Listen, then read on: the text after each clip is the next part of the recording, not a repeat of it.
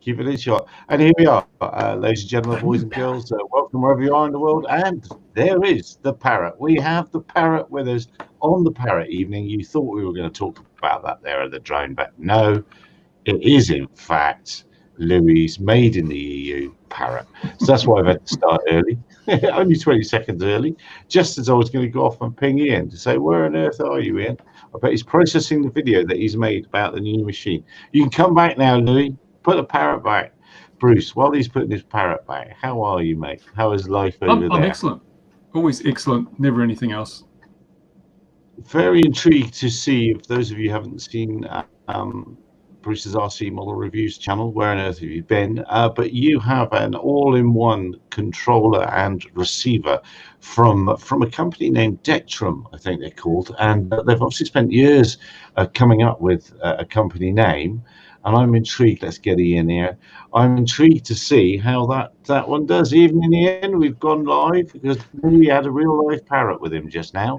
Hello. Louis actually got one, is he? He's got one. He got one ahead of everybody else. Yeah, Louis got one. You've got one, haven't you, Louis? You've got the Parrot thing. Yeah. How long? Looks like you've had that for years. That one you got there, Louis. Almost 40 years. 40, how many? Really? That guy is almost 40 years old. Oh, I didn't think it's been a thing for that long. Yeah. 40 years. So does it have a zoom? Does it have a zoom? Yeah. Does it have a zoom? It has a zoom based on gliding, and he also has stabilized cameras. Two cameras. Yeah. I bet it doesn't meet the emission requirements of the EU now, though. Yeah.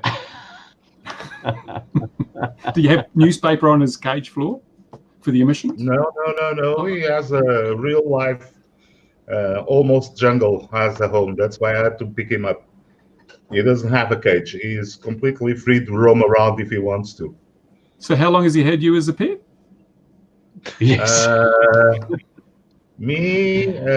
40 years. I got it when he was just a chick.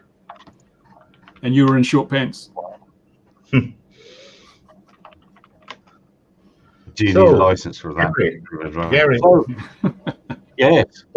Tell us your Parrot experience. So the guy that has been so negative about Parrot, and also Bruce, both guys so negative about Parrot. Oh, you don't like Parrot? I love Parrot. I think Parrot's the future. Parrot's great. Why did you say negative? Why did you say negative? We've not been negative. We've been very positive. I had a heck of a shock. I thought I was going along to some sort of press gambit where they said meet someone from Parrot and there'll be 1,000 journalists there all tippity tapping in a question, and it was just me and him. Oh, that's cool. So I was amazed. He's a real life geek. He's very focused on the details of the technology, on the software side of the technology. Yeah, did you watch the press, the actual press thing today, which started late, which is great because they said don't publish your stuff before this time. So I published it at the duly said time, and the actual event wasn't happening. So for a while, our stuff was the only stuff out there. You just have to improve your bandwidth. Come on, it was not very good. Technically, that was his side. It was his side, unfortunately. Oh, yeah, it was. It was his side. It wasn't my side. It kept dropping out, which is amazing.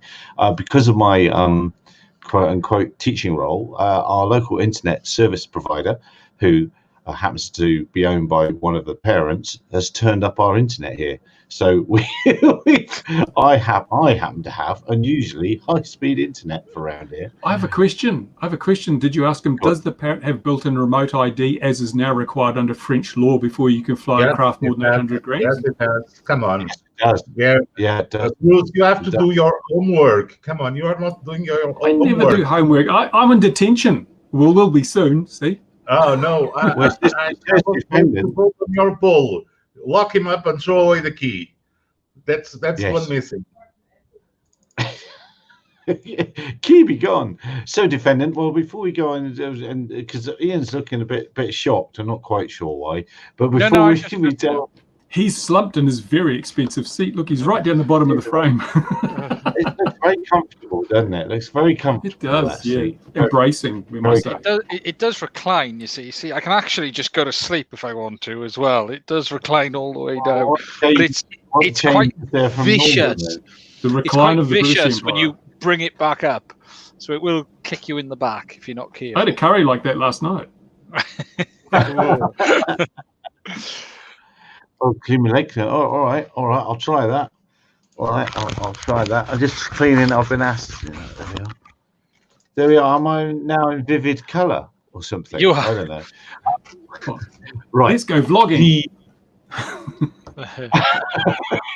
Yeah, that's right.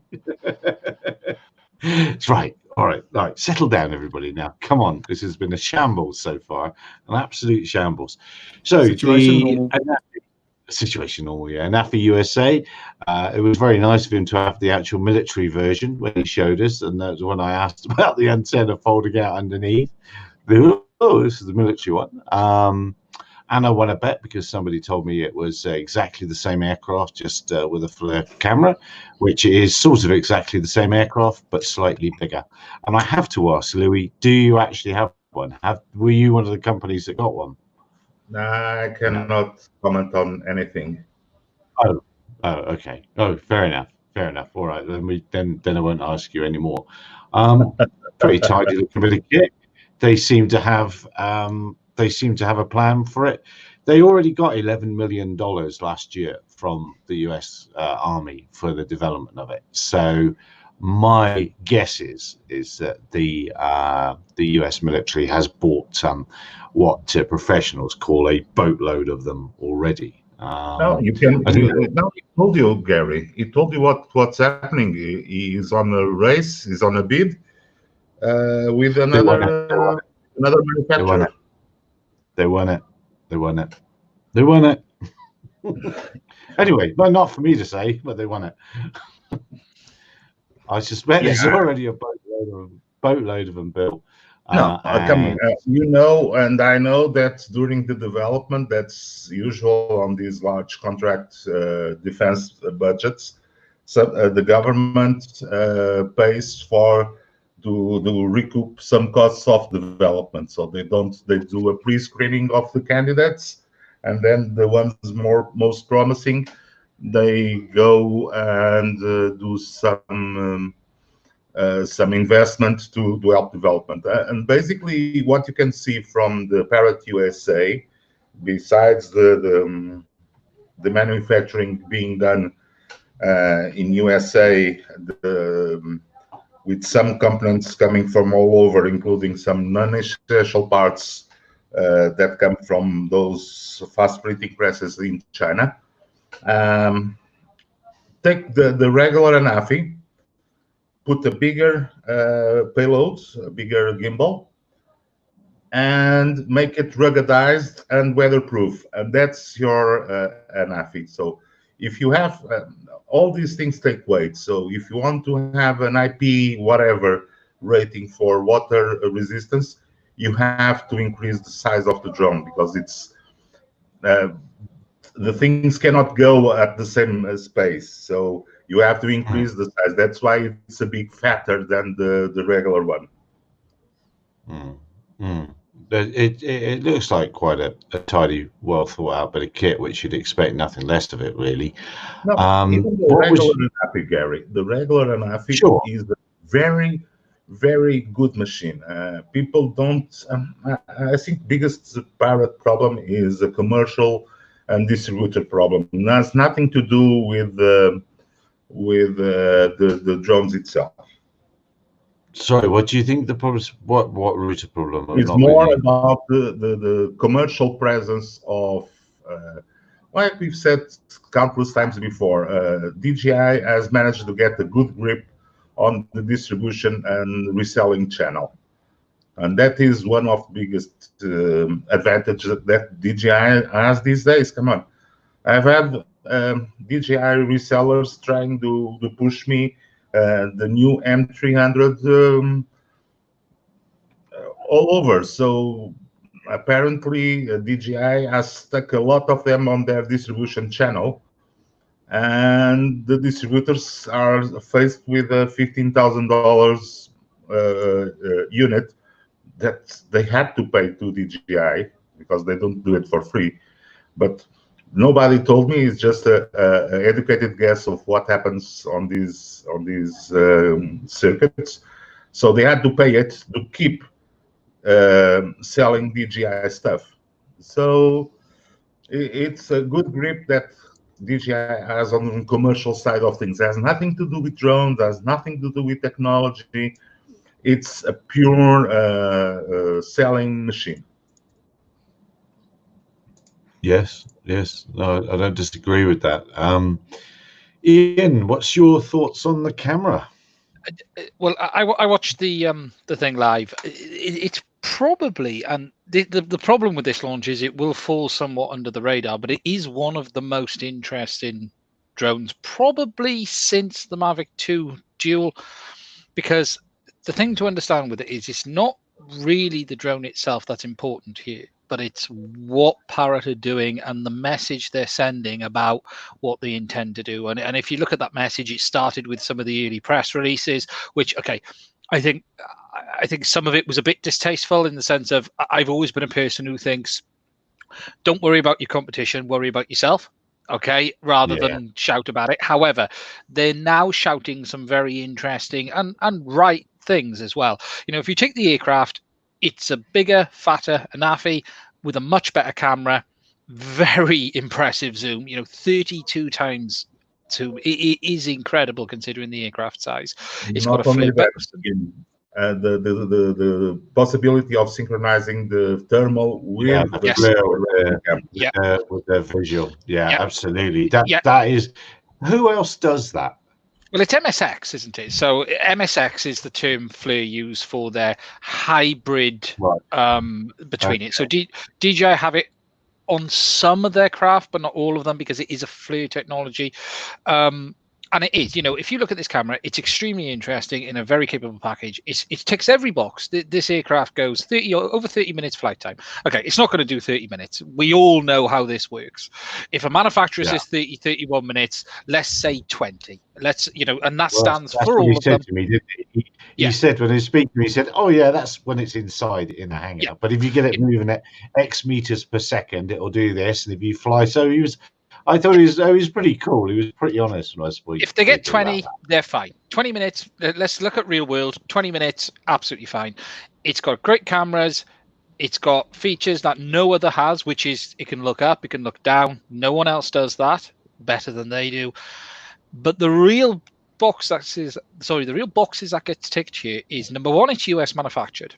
Okay, so that is huge, and it is something DJI could have done. They have no excuse in this at all. True. They could have opened a factory 2-3 years ago and done everything Parrot has done here, and they have left themselves open to what Parrot have done, purely because mostly they wanted to retain control in China, because that's the only reason they would have not done it.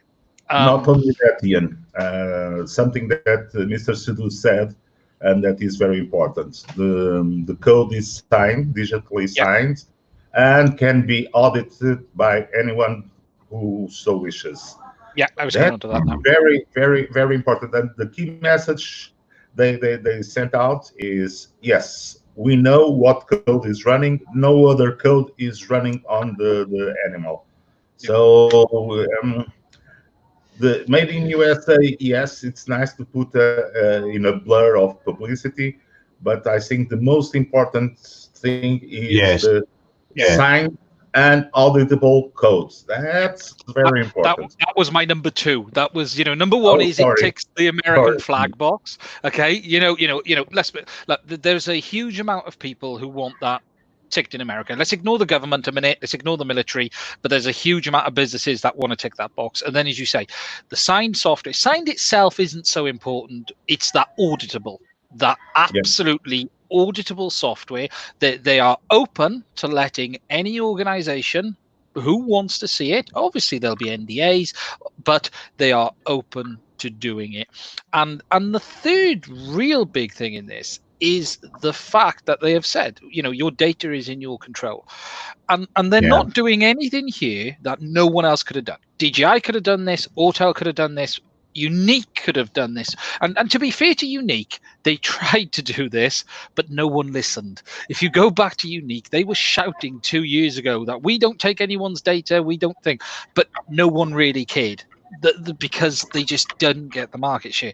But what Parrot is here, it's a renowned brand, it's a known brand, it's a brand that has been in the market one way or another for a substantial period of time, and they've developed a product that DJI could have done, but they've chosen not to, and they are going to take a large slice of that small market with this. They really are. I got some questions on it which I haven't had answers to yet. Not everything is rosy. There's two things I don't think it's MSX. Not MSX. I don't think it's radiometric. I'd like to know a bit more about you're wrong. The previous one was already the previous one was. I can't find anything on this one, unfortunately. I've got the documentation and it doesn't say. The second thing is they've made a point about the SD card data being encrypted, but what's very important is, do users have the ability to wipe that? Because one of the big complaints that's been had against DJI in this is, it's all very well that data being encrypted, but if you have an aircraft that has been used in a secure location and it needs to go back to a repair facility, they want to be able to remove that data before it does, and DJI don't currently allow you to do that. Yes, you can. Yes, you can. And that's, he told me that is something that is already present on the current Anafi, the regular consumer Anafi, minus the encryption part. So you can manipulate the SD card that is on the drone. What you want to be able to do is make sure, if you're going to send this device in for repair, it needs to be able to be wiped. If you look at the testing they've showed, it's highly impressive. Looking at some of this dust testing, there's nothing not to like here. And the funny thing is, I was talking to someone today who I've had involvement with for a long time, and our exact words were, DJI are giving this market away through their refusal to not do what parts of the US want. This isn't about Europe. Europe is a very different animal. The US simply wants it made in the US. They want access to the software. DJI could have done this. They could have written entire custom code for it if they didn't want to open their IP. This could have been done, yet they've chosen not to. And fair play to Parrot. I hope they sell these by the bucket load. By the way, really do. You're saying DJI didn't want to or could not do it? Yes, there are two different ways of looking at this. Yeah, I won't comment on that. Two ways of looking at this. Yeah, I thought it was, are we sure that DJI didn't want to do it? That's the question. So perhaps DJI was not allowed to do it. Yeah. Anything is possible. That they had. They've had the head start on this, and the interesting thing is the enterprise market has become Sorry, Gary. Go on. Well, they haven't. Parrot were there first. To be fair.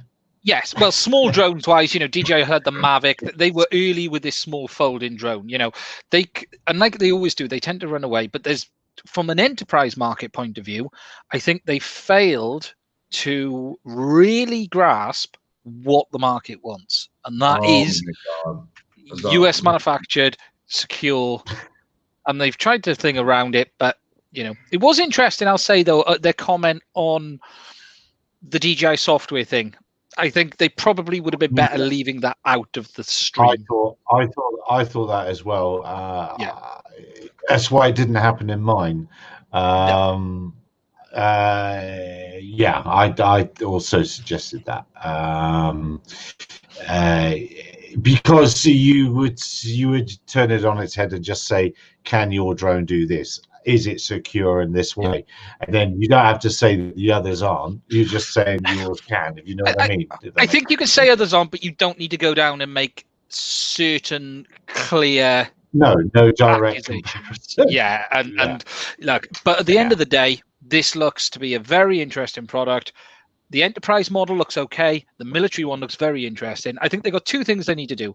It needs a better remote for enterprise users. They need to copy what DJI have done in some areas here and build a decent enterprise, maybe an all-in-one remote, easily for them to do. Oh my God, Ian, you should look at the new M300 it's not PlayStation, it's $2 Chinese tablet, the drone control. I know which one it is. It's the smart controller, isn't it? So it's the same one as on the Mavic. So come on, you're used to the M210s with the crystal sky and everything, and you get that plasticky, strange thing. Yeah. And oh my God, they went the other way. They're going the Parrot way with a very small remote that's. But if you take search and rescue don't want to fumble a tablet onto a device and plug a cable in to get it working. What they want to do is get a drone out, get it in the air, get it flying. And what the smart controller does that very well. It's all in one. Ian, they only showed the consumer version. Yeah. It'd be interesting to see the military. But they need to do it for enterprise and consumer as well. Build a remote. And that's literally, the world is at their feet right now. Yeah, it's good news indeed. Very good craft, very interesting. There's zero doubt. And do you know the interesting thing? It's one manufacturer that I wouldn't even question it will do what they say it would do. When you see something from Autel or when you see something from Unique, you normally say, oh, that's interesting.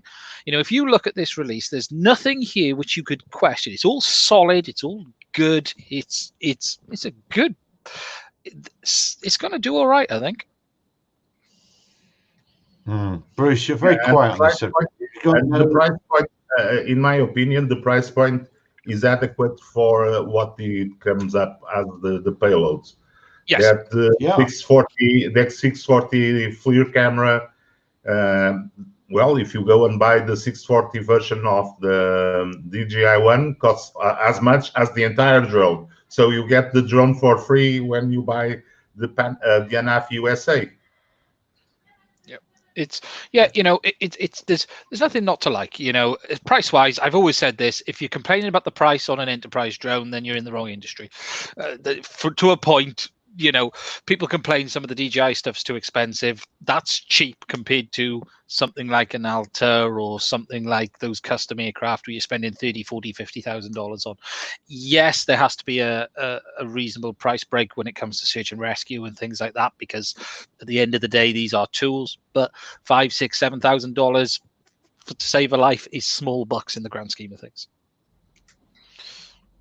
Well, they flattened the US military asked them to come in and see if they could make something as capable as the machines the military currently have for less money, and they've exactly done that. They've whacked the price point against. So people like AeroVironment. So let's just park DJI for a second. AeroVironment's going to be very unhappy. And who else is going to have other little? I think it's interesting actually. If you think. DJI 1K, at the end of the day, they've been competing on and off like this for years. Autel are the big losers here, because they are not in the position of DJI, so they don't have that market capitalization to rely on. They don't have the ability to say we are US manufactured, because whilst they've got a US shell company, it's a Chinese company. And it's $9,000 for the big version. So you'd have to be... Right. Yes, of course, I've forgotten that. Yes. You'd have to be tripping on something to order it, because there's just no reason to order it over the Parrot. Not a single reason to, So... Well, the Parrot's done a DJI on it. Yeah. But A does come before P in the phone book. It does. It does. I've got my phone book over here, just actually. It's not work. We don't have a phone for years, but well, what do you think, Bruce? You've been very quiet on this subject, or has it had no interest at all to you today?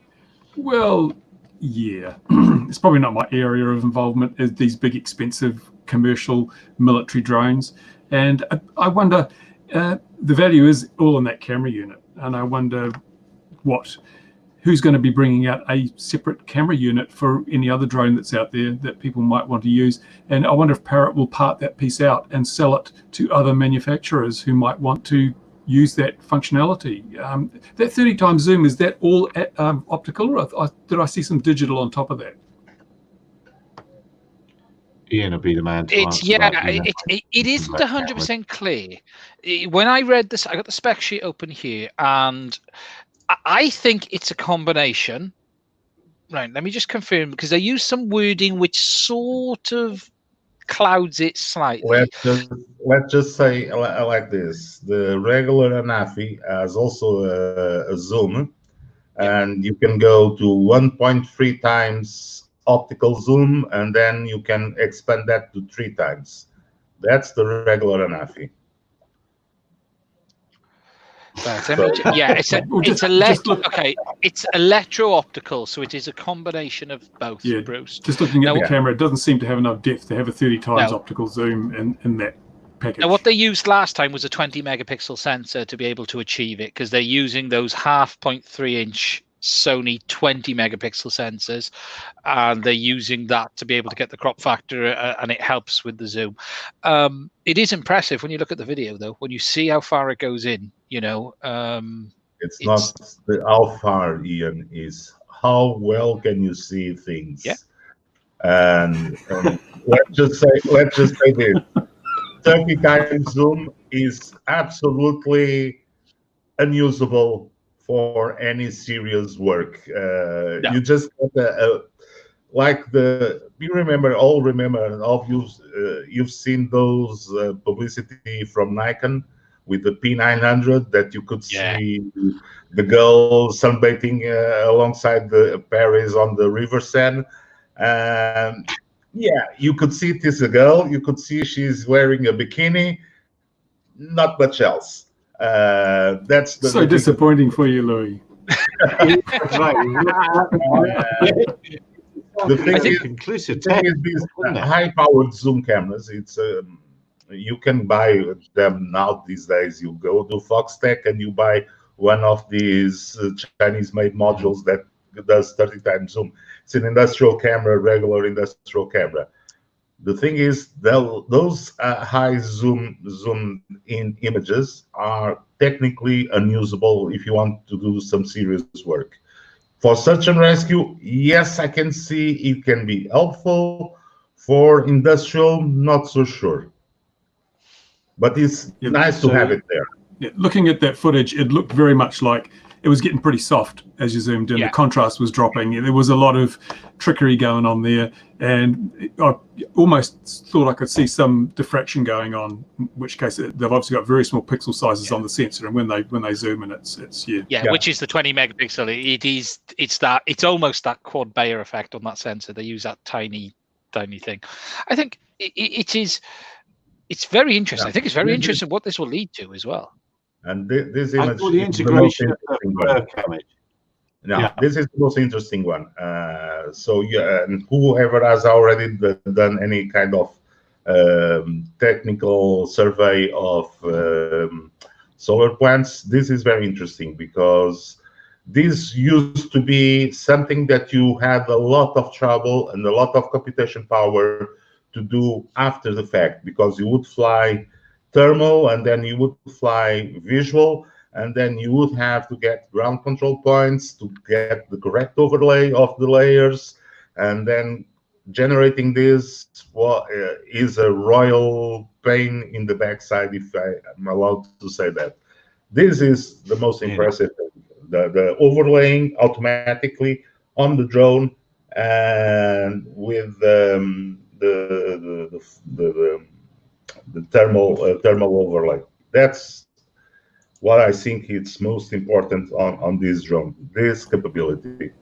What surprised me was that you obviously, if you're looking at the fully zoomed out thing and you zoom right in, they've only got a VGA sensor on the FLIR camera. matching that, I mean, the pixel, once you're fully zoomed in on the FLIR camera, must be huge in relation to the optical image that you're looking at through the zoom camera. How do they manage that and get the resolution? Because you notice that orange area actually moves quite substantially in relation to, from the small image to the zoomed in image. How accurate is that registration?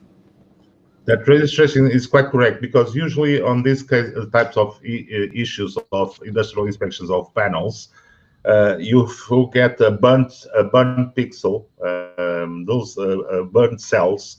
Those burnt cells generate more heat, so you can easily see that is the one, and you can see the effect that it has over the surrounding cells. So that is very accurate with what happens if you go with a handheld high resolution camera to the panel. That is very similar to what you see. So this is very accurate to what real life can be. Yes, the resolution, but the pixels on the 640 overlaid on top of that optical image has some trickery. Yes, you can see there is some trickery, but it's very. I would say I would switch a manual FLIR camera for an Anafi USA right now, as impressive as this is. To have that function. Yeah, because go ahead, Ian. Sorry. No, carry on. Sorry, I was about to say so. I was reading something at the same time. I was about to say it. Don't worry, carry on. No, this image that Gary has posted now is very, very interesting. Yeah.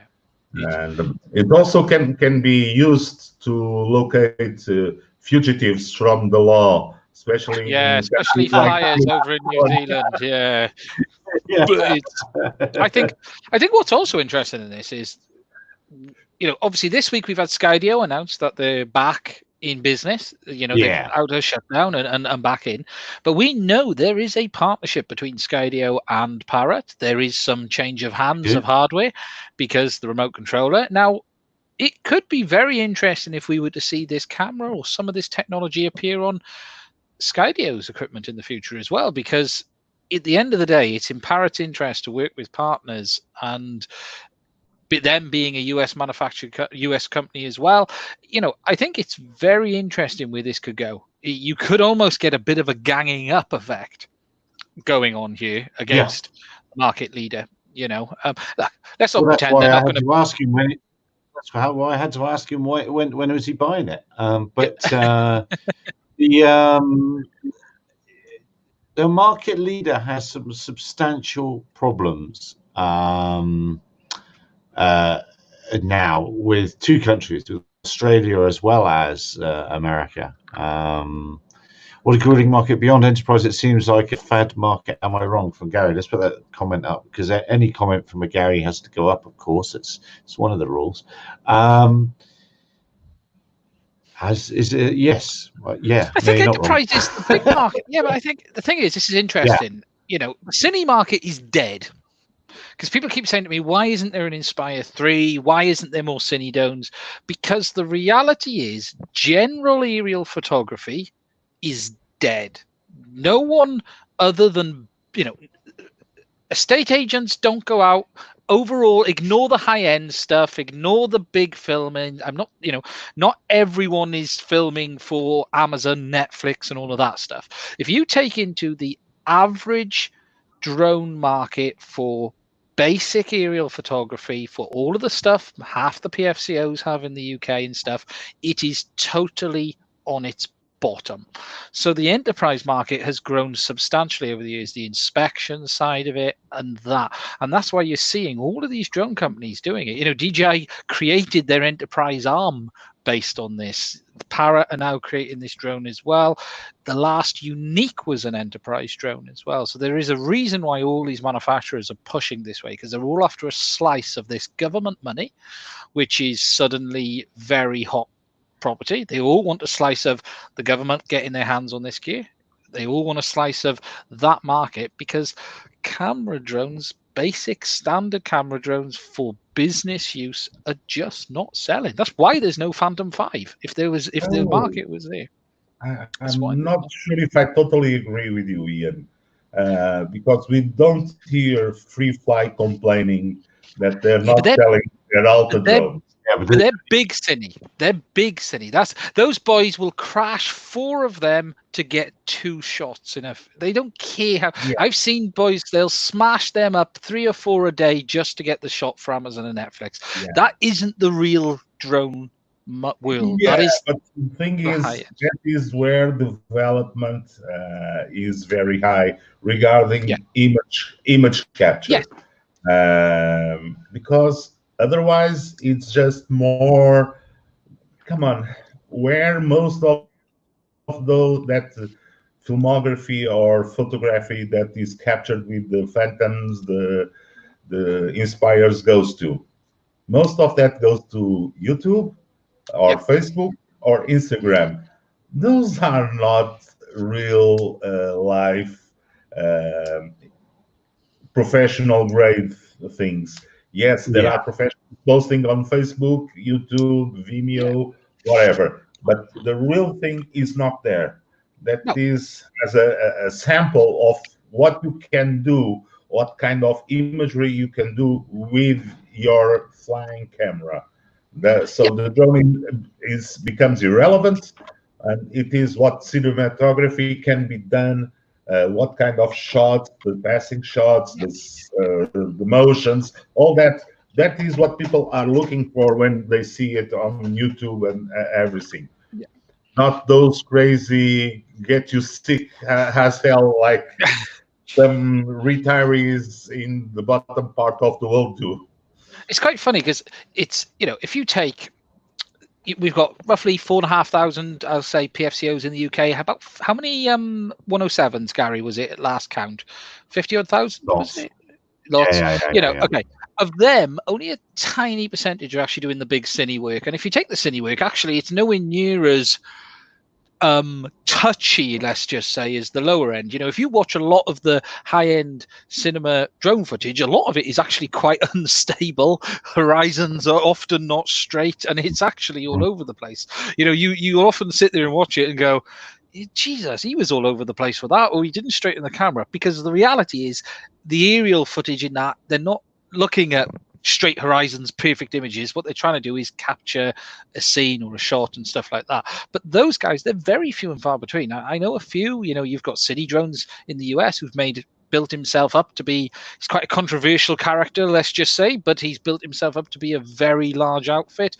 But that isn't the general market, and most 107s and most PFCOs are doing, some of them are doing great amounts of work, and I'm not saying it's bad work, but the cine market, people are not buying Inspire 2s every week. They're not buying those drones, and that's why none of the manufacturers are putting the money in it. Yet this enterprise drone, they're seeing governments going, we want 1,000 or 2,000 of them.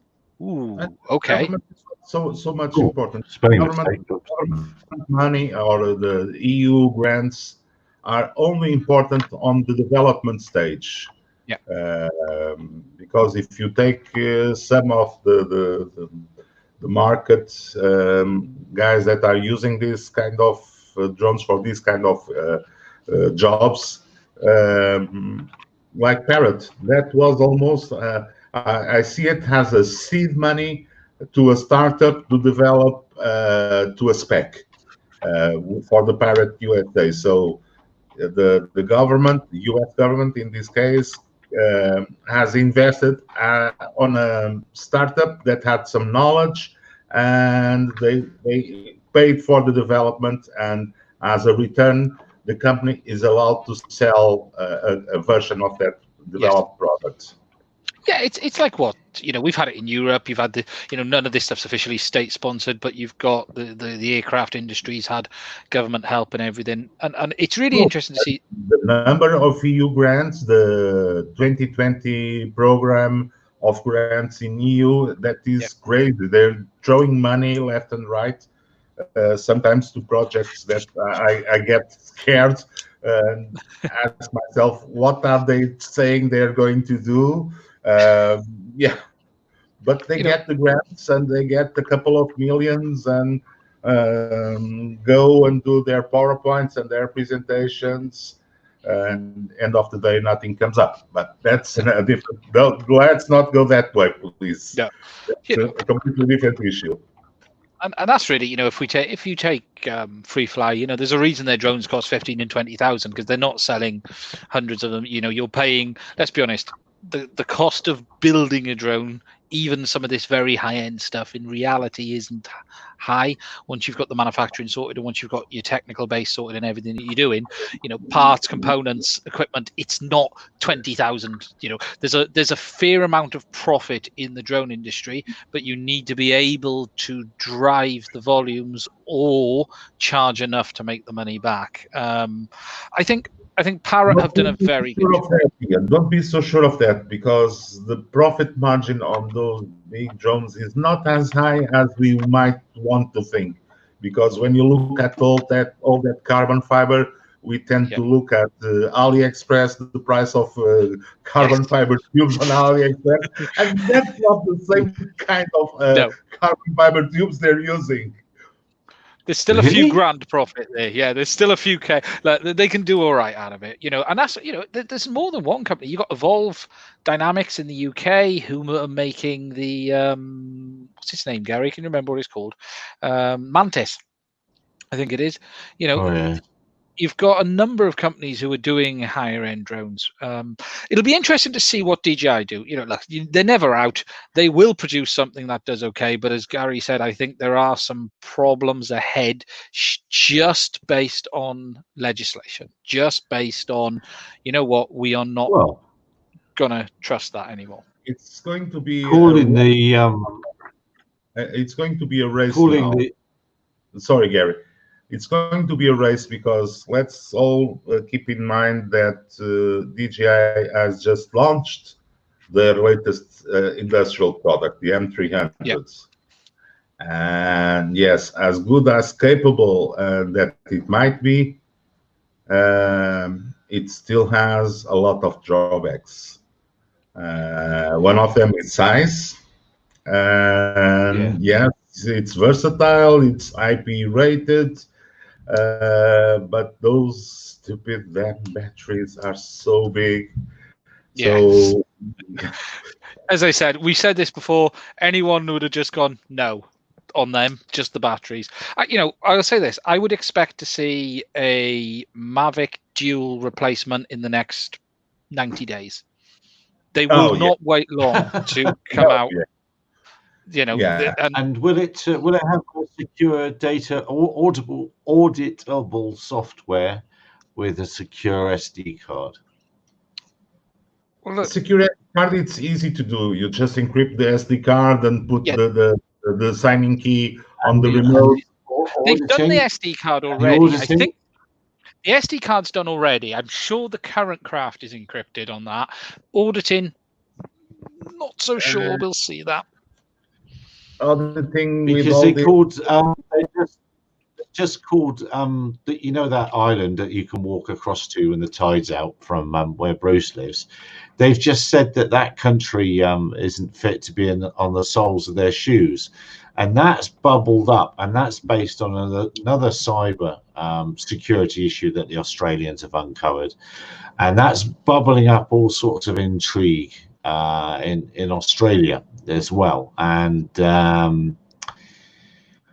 I think we should watch closely. Watch the cyber espionage space closely now, because I shouldn't have said that. The Australians aren't very happy. There's a lot going on, isn't there, at the moment, and none of it's it could all. There's a lot going on over that side. There's a lot going on in the US. Half of this is politics. 50% of this is pure politics, and I try to avoid that side of it. But there are now, when you've got manufacturers who are going, we will give you our software to check. It's hard to deny that's not a very good thing, and others now have a choice. They're either going to follow that, or they're going to out and out say, we're not going to do that, and that will always put them at a disadvantage. Parrot have laid the groundworks here. We're going to be open. We're going to be transparent. We're going to let you control your data and let government and organizations see that software if they want it, and not a random third party to audit it, not a company that might have had links to you to audit it, a company, proper independent auditing. Yeah, Simon that is something that has been in place for many years. For instance, I remember at Microsoft with all its closed source thing, if you as a government, you could ask to review the source code of Windows, for instance, quite easy. It would be it was so standard. It was a standard procedure at Microsoft. The thing is, this is a tendency that we are seeing lately. We can remember that Proficiency is also building their own cubes, whatever color of the day cubes in USA, and the software is an open source, so it's easily be auditable. So it is up to the OEM that builds the drone to close it or not, and provide the source code to the customer. We see on the other side of the coin, we see some Far East builders that are using cubes, and they provide a customized version, for instance, of ArduPilot, and they don't provide the source code to the customers, and the customers fight as hell to get some things done that are damn easy to do on current ArduPilot, and the sellers don't have any power to give the source back so it can be audited or even corrected for minor bugs that when they were locking the software were done. So this thing of having the software auditable, it is good for ArduPilot as an open source project, and with the Proficiency manufacturing the cubes in USA, that is also a no-brainer. So it's on a different stage of the market. On one side, Parrot with full drones. On the other side, components like the cubes being auditable and made in USA. It just means that I know of Simon mentioned and Greg's mentioning that the hackers that caught DJI with the pence down. Yes, very very much so. Simon mentioned the Falcon 8 earlier, which has gone the way of the dodo. But I know of a friend of mine was. Yeah. Are you sure that it has done the? Let me check. I'm sure. I'm not officially sure, but I'm sure. I'm sure. Look at the link further up, and I can't tell you why I'm very sure, but I'm very sure. But a friend that did some work on rigs there was actually asked that he wasn't allowed to touch the SD cards coming out of that thing, out of the, I can't remember what camera they had on those, but the man from the oil rig had to take the SD card out and wander off with it himself. So people do worry. Some big critical infrastructure places really do worry about what's happening with the. Buy one now. If you've got one ready to go in the in your basket, buy it now. Buy it now. Quickly hit the button. Everyone knew. Plus system. Click on Gary's affiliate link first. Yeah, that's right. Yeah, when you're spending that money, definitely. It's the backward page. Yeah, that's where I have those. I still need to use yours, Bruce. I would what I would pay for a Falcon 8 Plus system. I would buy 5 Anafi USAs. Yeah. And well, 8 minutes of flight. Is it still 8 minutes of the Falcon 8, or did they get it out longer in the end? Yeah. I remember when we had one of the first ones in England, my chum did, and when we used to fly it, that it really was stopwatch time and belts and braces to make sure that it was all right, and you really couldn't fly it. But anyway, but I mean, it was early days. It was very very impressive for 2010 or whenever that was, and it had of course the ability to look up, which the Anafi range had very useful for inspections. Yeah, we're keeping you very quiet, Bruce. I think we should probably move on to something else because Bruce is going to go to sleep here. No, Bruce. Tell us, Bruce. He's Tell getting. us. Well, he's got his freedom, and you'd think whilst he still had his freedom that he'd be wanting to discuss things with the world, because shortly he'll just be watching this from behind bars. Yeah, we need some sort of behind bars effect. I'm usually behind a bar on Saturday night anyway, so it doesn't matter. It's all just normal for me. Oh, he's here all week. What do you know, Bruce? I mean, have they booked a date to book you in yet? Have you booked? No, got your stripey? No, they just said that a decision's been reached and it's passed on for approval. You know, it has to be approved. You know how government departments work. Someone at the bottom makes a decision, it gets handed all the way up to the top, and if the decision turns out to be a good one, the person at the top takes credit for it, and if it's a bad one, then all the brickbats float right back down to the bottom to the person that actually made the decision. I don't know how they work, but I'm not too concerned. I'm not worried. They give you a range of what might happen, or could anything happen? Could they throw the entire book at you, or just page 43? If the thing is, if I am found to be guilty as charged, they could issue me with a summary fine. I think it's up to $1,500 summary fine, or I could be taken to court for prosecution for something more, or they could say, we didn't find anything wrong, but we're not happy and we're going to give you a warning. Or they could say, we'd like to appoint you to a consultative role on the drone panel. Oh, come on. Okay. You need options on your survey. You missed, they're counting the bullets for the firing squad. They're getting a new block of cement to throw me in the ocean. Come on. I did click on your thing, Bruce. I did click the top option on your poll. So. I had 1,500 responses to that poll, so a lot of people are vested in this. I think 1,400 of them came from the CIA, mine. Yeah. I did click the top one. Sorry, Bruce, but it was like, I'm not sure. Sean's asking about the C markings on that. I'm sure I'll have the C markings, and it won't carry. I very much doubt it'll carry C1, 2, or 3 at this stage, because the technical documentation still isn't right for any of that. So I doubt it'll have any of that yet. It's still way too early to see any aircraft that are going to comply with the European regulations that are going to come into effect in 2 years. So tell me, what do you do? What type of technology do you have to receive the remote ID that's built into this thing? Can you just use an app on your smartphone? For the French one, I'm not sure. Did you know much? I don't know much about the French one, because that's a slightly different. It's a slightly different system altogether, isn't it? Yeah, I think it's enabled. It's just a Wi-Fi beacon that if you have an app, you can pick up.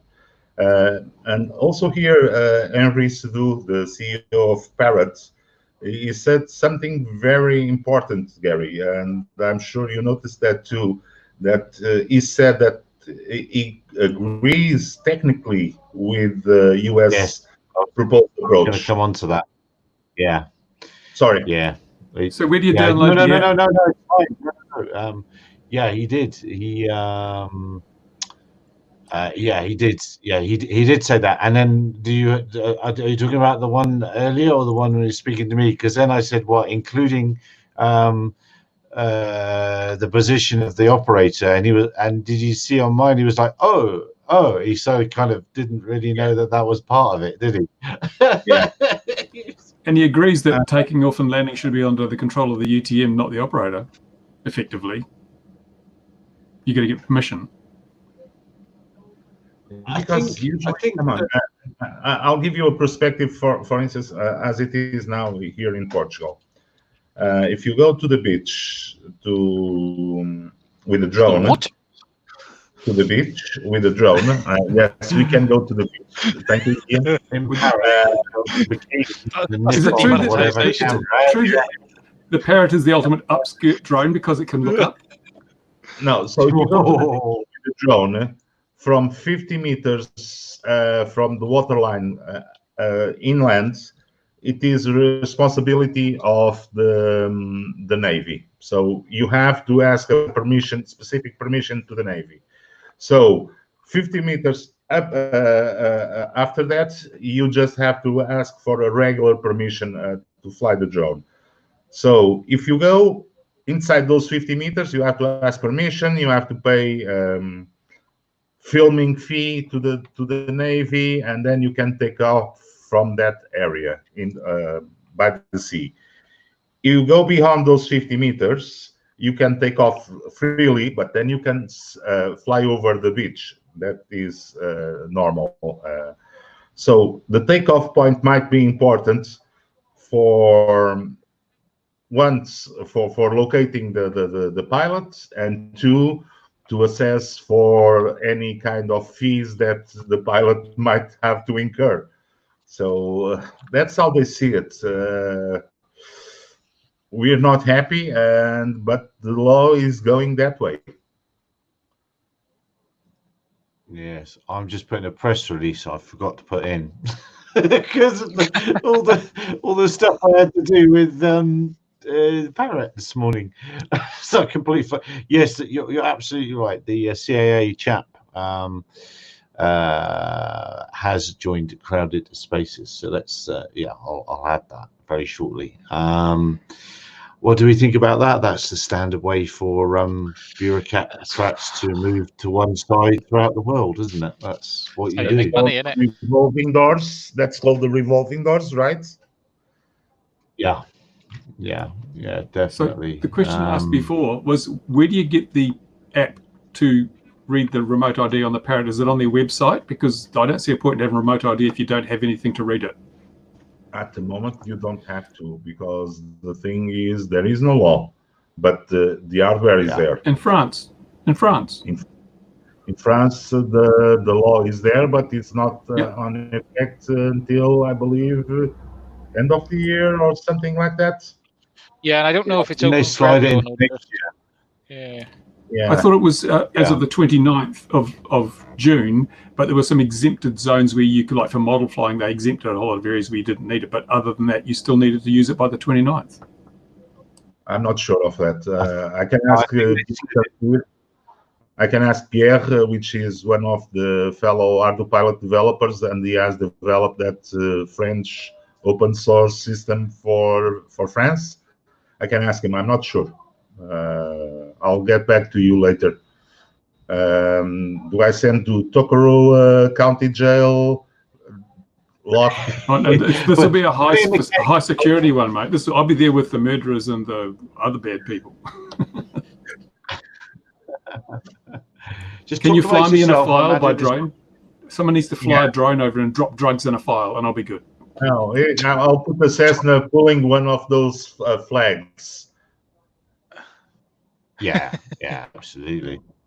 No, I think it's again, somebody this week asked me, where are all the millions of dollars in the drone industry and how exciting it is, isn't it? And then they were angry with me when I said less and less money is being made, but the money that is being made is honest money. It's real jobs are being done. And so people that are making money are doing real work. They're not coming out with the bull dust that we see left, right, and centre. They got angry with me, as they normally do, because what's actually happened is that background behind Gary is just a photo of a teenager's bedroom he's put on a green screen. He's actually living in this big mansion with all these fancy cars and things. But that's where the money's gone. The money's gone over there. Over there. It's his... Yeah, well, there is that. Yes, and I do keep it in all the cash in cases. But I don't know. I think, I think that's my take on it. And I'm blown away that people still think there are cases and cases and cases of money stashed everywhere in these drone operations, and people are doing really well with their Inspires and their whatever. They're not. And this new Parrot thing, maybe they've built it for purpose. I believe it's been in the hands of several industrial inspection companies for about 2.5 months. But I cannot confirm if I know anyone. Well, I know someone with one, but I don't know if anyone else has got one. But it sounds like they have tested them properly. Yeah, I think the operators of many render farms have made a fortune out of the drone industry. Yeah. Well, it's the prime contender with the F-14 rustling over the top of the hangar there. And speaking of F-14s, did you order one? Did you get one in, or? They said they'd throw in a free bridge if I ordered two, so why not? But I mean, those scams are everywhere for everything, aren't they? I mean, they are. The irony is that everyone's been saying it's the ad I got before I watched the video. So the company that's scamming people is paying for me to promote this, or to put a video up that debunks the scam. So hey, this is kind of ironic, isn't it? Yes, and YouTube adverts have gone a bit nuts this week for me. I don't know about for you guys, but I am seeing all sorts of foreign, funny old adverts that I would so never many see of before. them. I've actually started leaving comments on channels where they've got like 20 squillion mid-rolls in a 5-minute video. I'm just saying, thanks, I only got to this point and then I clicked away, too many mid-rolls. If everyone starts doing that, then perhaps people will realize, oh no, and they look at their analytics and they see that the engagement stops at the first mid-roll break. Perhaps they'll change their mind and start acting more sensibly.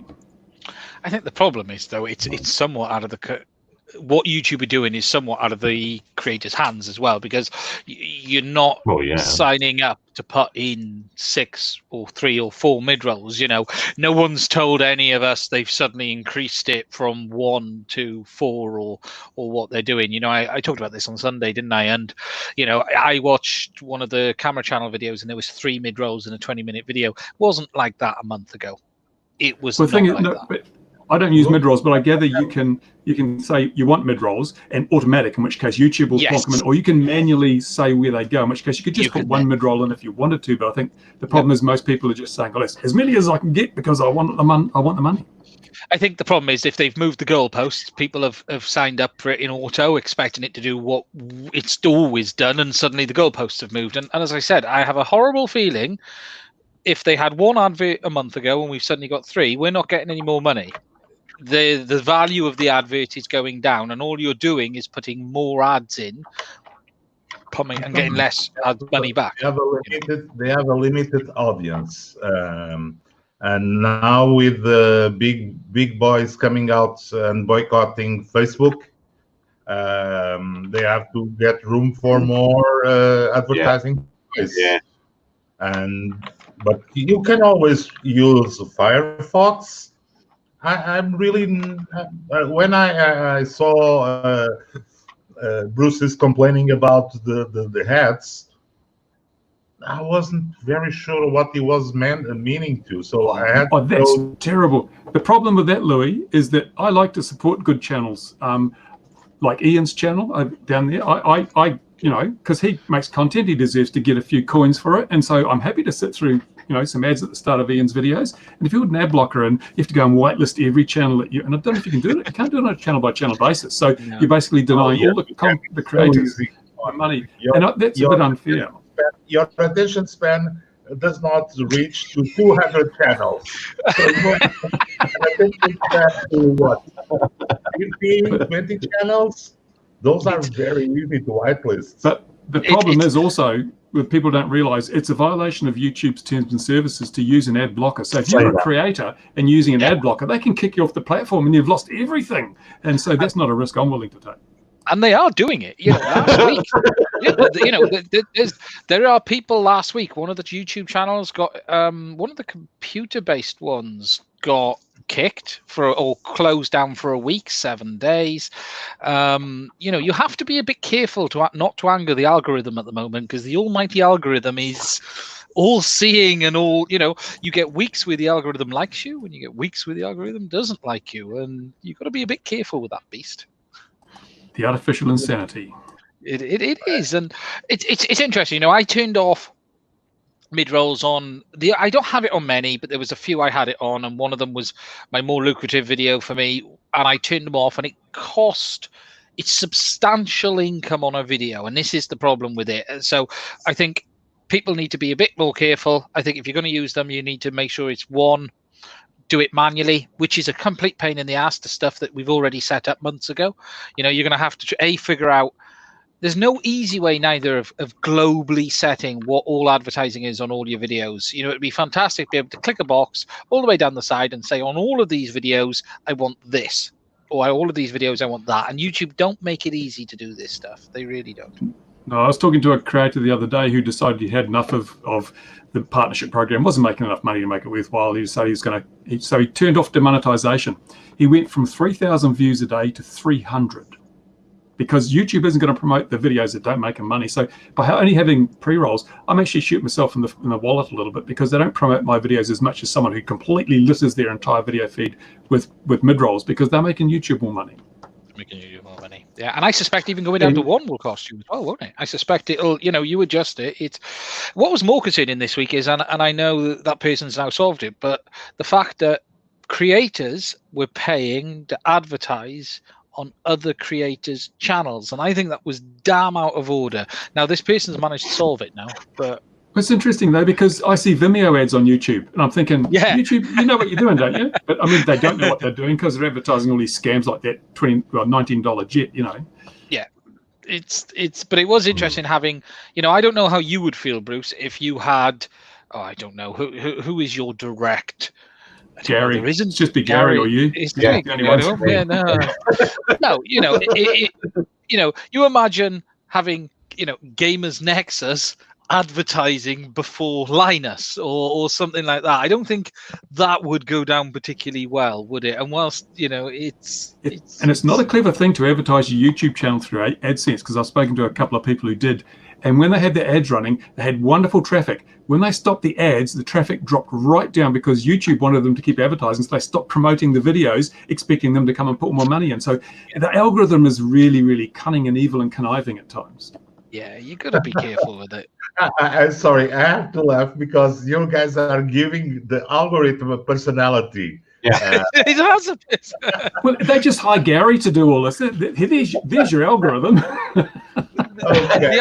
The algorithm had a go at Gary before he even finished uploading his video today. It did. I was demonetized before I even approved the video, which is fantastic. Is it a parrot one? Is it because it was French? It's probably because he's French. It's in French, yeah, exactly. Maybe the one where I just I put one up where I put they sent that Zoom footage, so I'll just sling that up. Someone will be interested in that. And I just did it on just quickly on the computer here. So I used the Microsoft Windows built-in photo, whatever it's called, just a little video thing. I did that, and that's got music in it, and that music that comes with your Windows 10 computer is blocked. So before I'd even hit it, so I quickly redid it 10 minutes before I had to go out. Algorithm that's how clever the algorithm is. It can hear it up front. Yeah. Chris, here's a trick to going to make a few more bucks. Put ads at the end of the video and make it end abruptly. We're going to just do that. Just stop. I do that on a Sunday with the live stream and the battery goes flat on the camera. It just stops. Yeah. Mind you, I was going to upload a video the other day and I just went to the YouTube page and it says, don't even think about it. So left away from the computer. We haven't seen a flying wardrobe, or we haven't seen many things from Chris recently. So come on, Chris. I know he's been working on his S-Bus to PPM mixer converter board, hasn't he? Has he? How many miles a gallon? Tell us, Chris. Tell us, Chris, when's it finished? Come on, I can see in the comments. Yes. Oh, and in other news, for those of you in England, apparently, the chap from CAA has joined Crowded Spaces. Yeah. I've just read a press release to that effect. Yeah, oops. That's another one I forgot to put in. Such is the market, is what I'll say. Let me just read it again. Andy Hamilton. Andy Hamilton. Yeah, that's right. That's yeah, he's not looking very happy in front of the London Eye in his new jacket. So there's that's happening. All right, we are definitely going into Rantavision. So we better PCB way. We'd better say, did we see anything else this week that was exciting, interesting? I found a few things that are interesting. One of them is that video of Tom Stanton with the Yes. helicopter. The That bugger is, didn't come. I've invited him. He was supposed to be on tonight, but he's not turned up. I'll have a word. That's just because I forgot his name last week. That's really rude of him to not turn up this week. so that does gather quite a few, quite some interest. And something I found yesterday, a guy that is developing a fork, let's just say it, from Betaflight or INAV, I'm not sure. I just read it diagonally, for helicopters. So Okay. that guy is posting on the OMP M2 thread on RC groups, and he has a GitHub site, and apparently his goals is to develop a specific open source Betaflight INAV version specific for helicopters. Something that we might want to follow to see what comes up from that effort that that gentleman is taking. For the moment, from what I've seen, is a one-man show for now. Let's see if it flies, so to speak. Tom's helicopter experiments were just mind blowing, and that's why last week you remember I was ranting about how this sort of thing is going to stop or slow down really clever youngsters, and his was the name I forgot. And then lo and behold, the next day or the day after he puts that helicopter video out, he is just a clever young man, and his interest has come up from FPV flying, FPV racing, model aircraft flying, and now he's just a super clever guy. And the whole world wanted him to post files for how to build that thing, didn't he? And he was. No, that's not very. Come on, on his video he tells everything that is needed to know. Yes. So, and there's the paper that he based his practical experience off. So everything's there. What do you guys want? The compiled version? Yeah, of course. We are at the early stages, guys. Come on, start coding. Open up your keyboards. Early for you. Some of us are getting close to the end. Yeah, but open up. Come on, Bruce. Mr. It will Happy. be a nice hobby, because I'm sure they'll let you have a computer with no internet access down in the county jail. But the thing is, I can 3D print a file and make my way out. Yeah. the thing is, we even had people asking at Autopilot, "Oh, can we get the support for this?" No one has raised their hand, as far as I've seen. But yeah, for Tom Stanton, I think he did. He went through for a 10 or 15 minute or 20-minute video. There's lots and lots of hours of work behind that video. So he managed to make it fly. I'm so curious on the last part of the video where the helicopter flies so well. Come on, Tom, have you done any image trickery? Have you learned anything with Bruce flying? Yeah, he's got a Udemy course for that at the moment. Yeah, under lockdown conditions, so he's still up his own Bruce Simpson Udemy video, model aircraft video trickery effects. He's a clever young man, as you say. The way he explains stuff and does it in the video, looks quite easy, doesn't it? Really, I mean, how hard can it be? Things I'm interested, and I haven't seen it. At least I didn't re-see. So I didn't saw again the video. The propeller profile. Those main propeller profiles, are they standard propellers? I believe they are, but I'm not sure.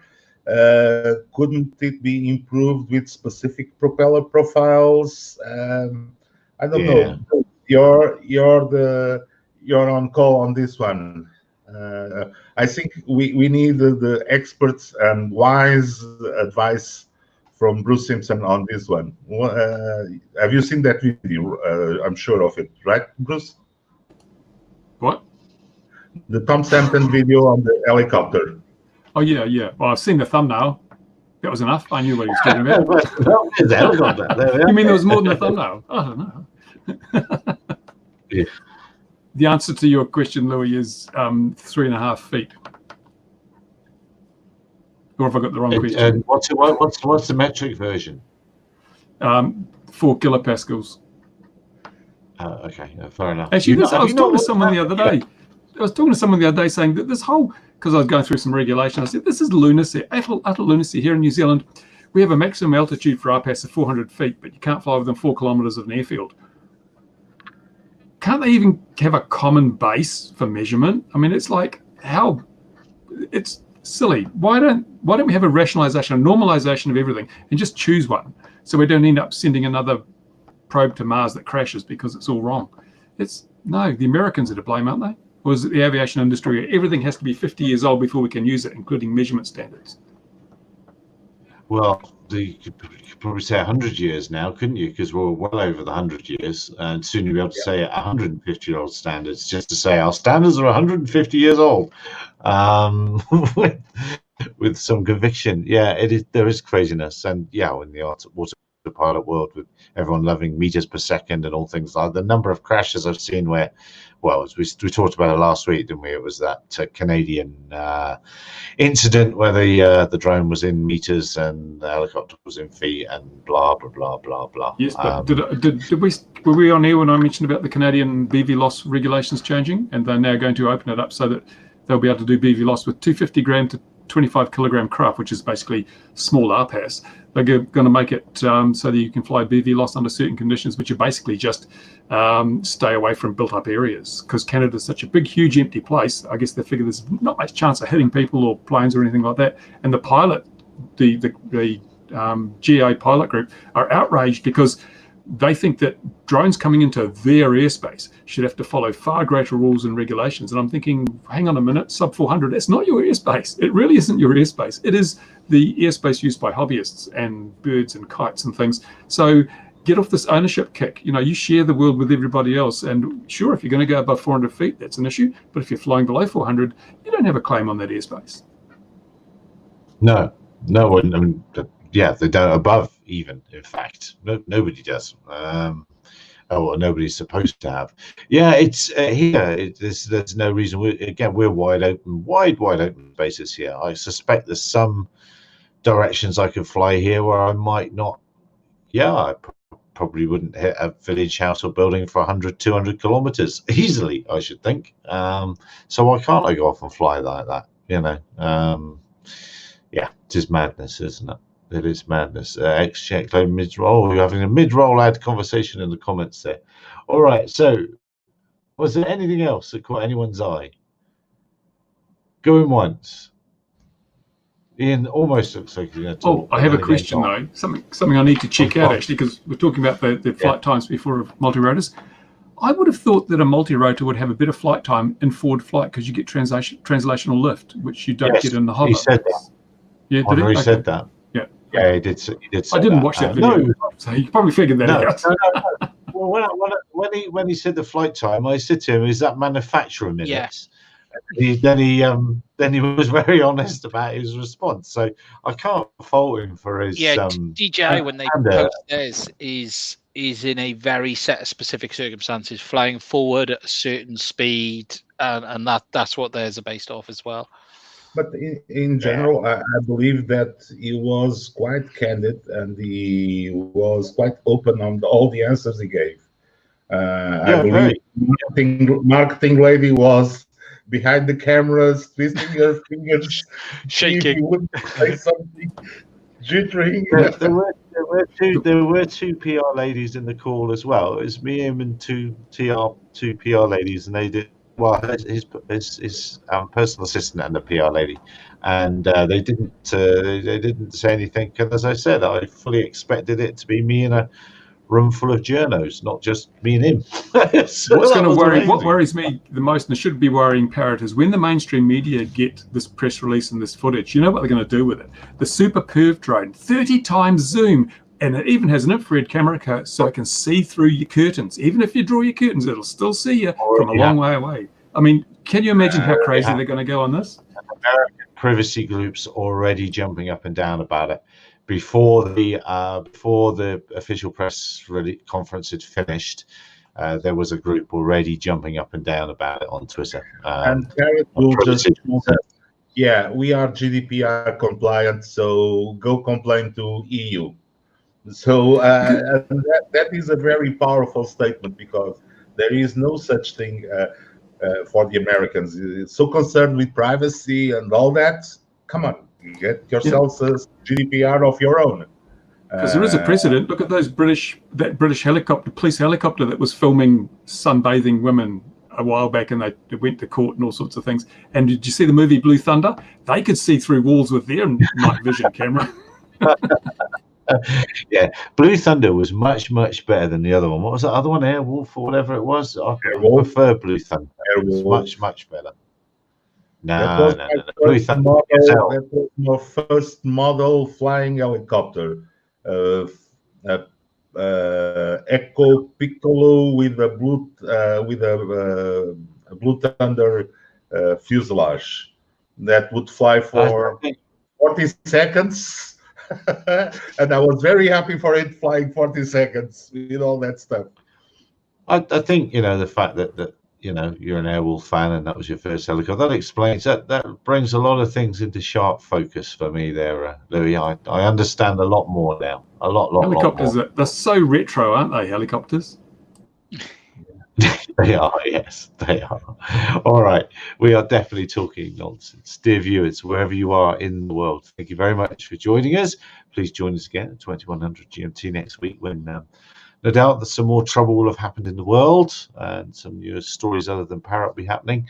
Be safe wherever you are. Keep your masks on, and we'll see you next week. 2-button time. Cheers for now. Thanks for watching, everybody. I really appreciate it. County Jail. It will be live.